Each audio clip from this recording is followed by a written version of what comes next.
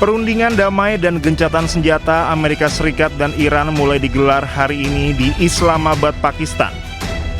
Amerika Serikat mengirim wakil presiden J.D. Vance untuk memimpin delegasi selama perundingan, serta utusan khusus Steve Witkoff, serta penasihat senior Gedung Putih Jared Kushner yang merupakan menantu Donald Trump. Amerika Serikat membawa misi agar Selat Hormuz dibuka untuk mengamankan distribusi bahan bakar minyak yang berpengaruh ke negaranya. Announced that the president is dispatching his negotiating team, led by the Vice President of the United States, J.D. Vance, Special Envoy Witkoff, and Mr. Kushner to Islamabad for talks this weekend. The first round of those talks will take place on Saturday morning local time, and we look forward to those in-person meetings.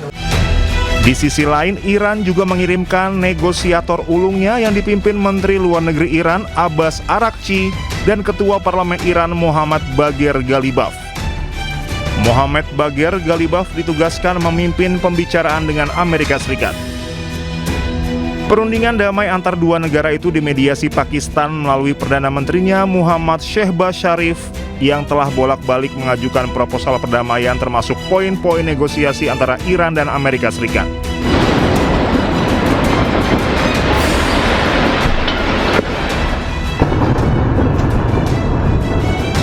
Gencatan senjata selama 2 pekan yang dimulai sejak Selasa 6 April lalu antara Amerika Serikat dan Iran sempat diwarnai ketegangan. Sekutu Amerika Serikat Israel melancarkan serangan besar-besaran ke Lebanon yang dimulai sehari setelah kesepakatan gencatan senjata. Akibat serangan itu, lebih dari 300 warga tewas dan lebih dari 1.000 orang terluka. Sementara Amerika Serikat menuduh Iran melanggar perjanjian untuk membuka Selat Hormuz. Hal ini membuat Presiden Amerika Serikat Donald Trump naik pitam karena Iran tidak membuka blokade Selat Hormuz.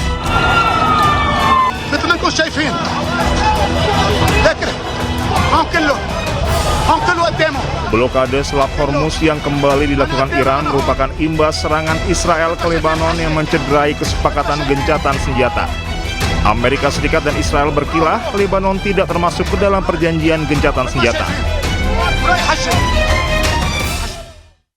Ketua Parlemen Iran Mohammad Ghalibaf mengungkap 2 prasyarat sebelum perundingan damai dengan Amerika Serikat. Ia menegaskan perundingan bisa batal jika prasyarat tersebut tidak dilakukan.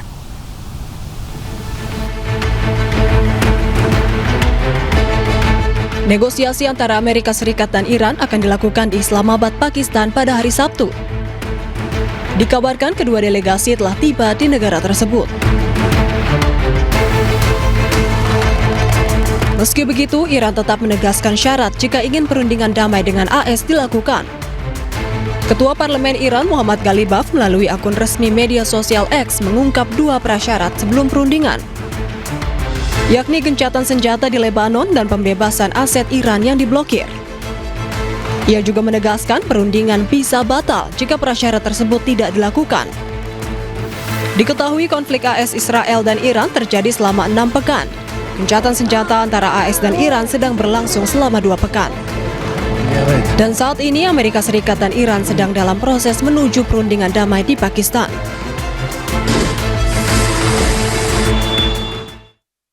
Wakil Presiden Amerika Serikat J.D. Vance tiba di Islamabad, Pakistan. J.D. Vance akan mewakili Amerika Serikat untuk negosiasi damai dengan Iran setelah konflik 6 pekan.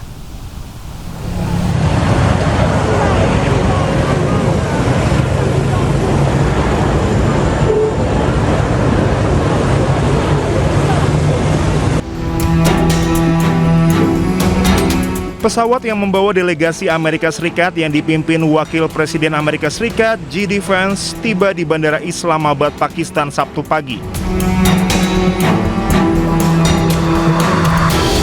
Saat tiba, Wakil Presiden Amerika Serikat J.D. Vance disambut sejumlah delegasi Pakistan.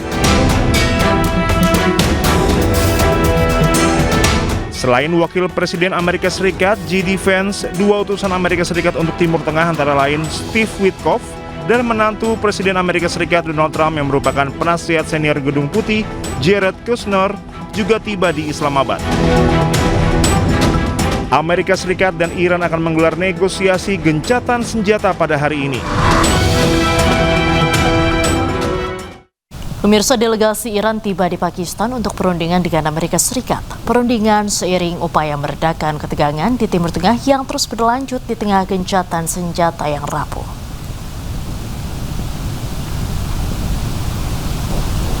Delegasi Iran yang dipimpin Menteri Luar Negeri Iran Abbas Araghchi dan Ketua Parlemen Iran Muhammad Baghir Ghalibaf tiba di Pangkalan Angkatan Udara Nur Khan di Chaklala, Punjab.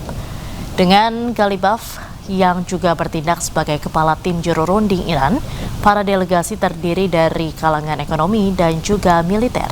Para pejabat Iran kemudian disambut oleh perwakilan Pakistan.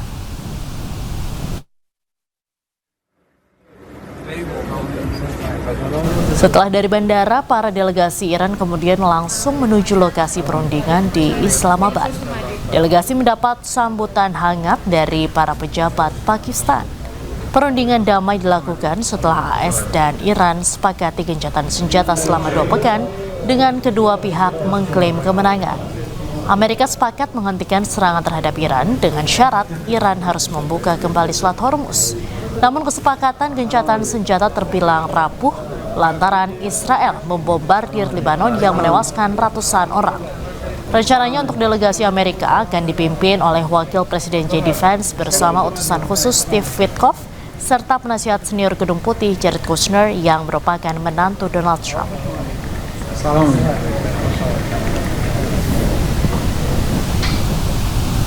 Di bawah bayang-bayang gencatan senjata yang masih rapuh, Islamabad bakal menjadi saksi perundingan antara Amerika Serikat dan Iran. Berikut perwakilan dari kedua pihak yang akan saling berunding. Dalam perundingan yang berlangsung pada Jumat 10 April 2026, Amerika Serikat diwakili oleh JD Vance sebagai pemimpin delegasi didampingi utusan utama Presiden Donald Trump yaitu Steve Witkoff serta menantu Trump Jared Kushner.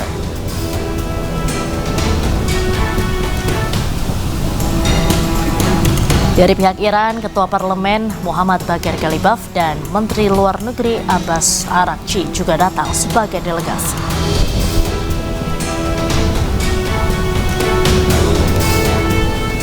Presiden Amerika Serikat Donald Trump bersumpah akan membuka kembali Selat Hormuz setelah perundingan di Pakistan. Namun Trump tidak memberikan penjelasan lebih lanjut dan mengakui itu bukan langkah yang mudah. Yeah, but that'll open up automatically. The answer is yes, but the strait will open up. If we just left, the strait's going to, otherwise they make no money. So the strait's going to open, but what we have is no nuclear weapon, but we'll open the strait anyway. Don't forget, we don't use the strait. Other countries use the strait. So we do have other countries coming up, and they'll help out, but we don't use it. It won't be easy. It won't be. I would say this: we will have that open fairly soon. Menteri Luar Negeri Iran Abbas Araghchi mengungkap dugaan motif tersembunyi Perdana Menteri Israel Benjamin Netanyahu. Ia menduga ambisi Netanyahu menggagalkan gencatan senjata karena takut menjalani sidang kasus dugaan korupsi.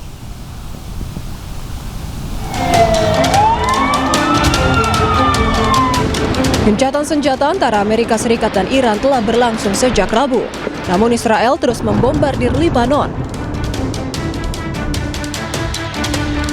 Iran mengungkap dugaan motif tersembunyi Perdana Menteri Israel Benjamin Netanyahu. Perdana Menteri Luar Negeri Iran Abbas Araghchi menduga ambisi Netanyahu gagalkan gencatan senjata karena takut jalani sidang. Dalam unggahannya di akun resmi media sosial X, Araghchi menyoroti persidangan kasus dugaan korupsi Netanyahu yang akan kembali digelar pada hari Minggu. Ia menyebut gencatan senjata termasuk di Lebanon akan mempercepat pemenjaraannya. Jika Amerika Serikat membiarkan Netanyahu merusak kesepakatan gencatan senjata, sama saja menghancurkan ekonomi negaranya sendiri. Dan Iran tetap siap menghadapinya.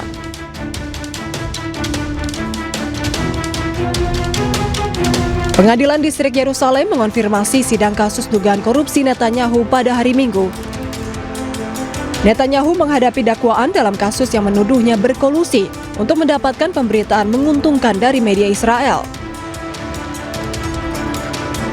Kasus lainnya yakni terkait tuduhan menerima gratifikasi senilai lebih dari 260 ribu dolar AS atau 4,4 miliar rupiah dari para miliarder sebagai imbalan atas keuntungan politik. Diketahui ketegangan di Timur Tengah terjadi sejak 28 Februari dan saat ini gencatan senjata antara AS dan Iran sedang berlangsung selama 2 pekan. Iran dan Amerika Serikat sedang dalam proses negosiasi pada Jumat di Islamabad yang dimediasi oleh Pakistan. Sama seperti Menteri Luar Negeri Iran, Abbas Araghchi, Kepala Staf Angkatan Udara periode 2015-2017, Marsikal TNI Purnawirawan Agus Supriyatna menyatakan bahwa perang ini menjadi pengalihan isu demi ambisi Netanyahu lolos dari sidang dugaan kasus korupsi. Kalau menurut saya, kayaknya hampir semua negara lah ya tahu permasalahan Perdana Menteri Israel itu sendiri. Ya, dia kan menghadapi kasus 1.000, 2.000, 4.000 masalah penyuapan lah, masalah gratifikasi dan macam-macam itu ya. Padahal ini kan tanggal 12 April karena ada gencatan senjata ini dia akan diadili kembali. Nah, dia tahu itu daripada keadilan ini dia melaksanakan hal ini. Jadi ini suatu pengalihan isu supaya pengadilan dia ini tidak dilaksanakan di dalam negerinya. Padahal kita lihat para pemuda Israel sendiri itu sudah sama sekali tidak senang dengan kebijakan apa yang dilakukan oleh Perdana Menteri Israel ini. Nah, sehingga di sini sebetulnya apa yang harus dilakukan sebetulnya oleh Dewan Keamanan PBB ini supaya eksistensinya tuh bisa dilihat di dunia gitu loh. Karena selama ini hanya kutukan misalnya dari Inggris ya, dari Prancis, dari Spanyol, Itali juga ya, terhadap apa yang dilakukan oleh Israel ini kepada Lebanon Selatan ini. Ya. Padahal itu sama sekali harusnya kalau dia tidak menutupi kasus-kasusnya ini, ya harusnya dia ikutin dong. Orang Amerika sendiri udah melaksanakan gencatan senjata ini dengan Iran gitu.